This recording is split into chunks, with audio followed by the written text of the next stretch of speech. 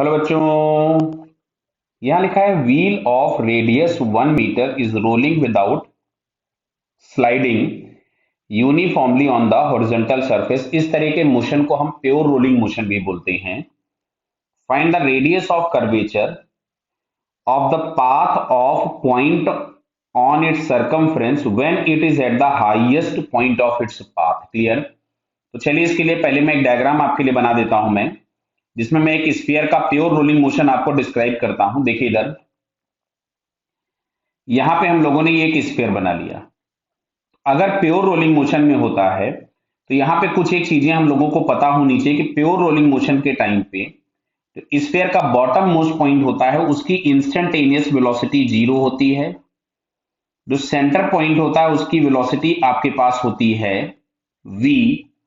तो इस top most point की जो वेलोसिटी होती है टेंजेंशियल, ये होती है 2v।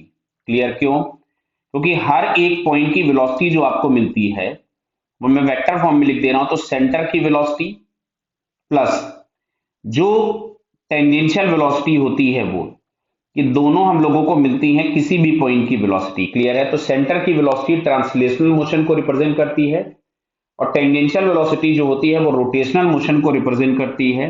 क्लियर। और अगर प्योर रोलिंग मोशन हो रहा होता है तो v बराबर आर ओमेगा होता है, vc बराबर आर ओमेगा।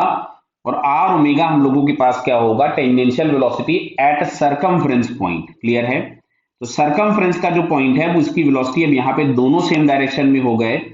ये vc भी सेंटर की वेलोसिटी भी हो जाएगी और टेंजेंशियल vc डायरेक्शन में, तो दोनों ऐड होकर के 2v हो जाते हैं। क्लियर।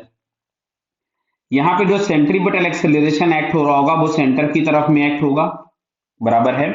एक काम करते हैं, इसको हम AC नहीं लिखते क्योंकि यहां AC से जनरली हम लोग सेंटर के एक्सेलरेशन को रिप्रेजेंट करते हैं। इसको AR लिख लेते हैं, रेडियल एक्सेलरेशन। कंफ्यूज आप लोग होंगे नहीं, मुझे उम्मीद है, क्योंकि सेंट्रीपिटल एक्सेलरेशन को हम तीन नामों से बोलते हैं: सेंट्रीपिटल एक्सेलरेशन, रेडियल या नॉर्मल एक्सेलरेशन। क्लियर है। जो कि हम लोगों के पास होगा v² बाई आर।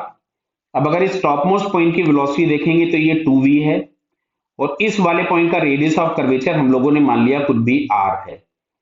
तो v² by R is equals to, यहां से हमारे पास मिलेगा 4v² बाई स्मॉल आर।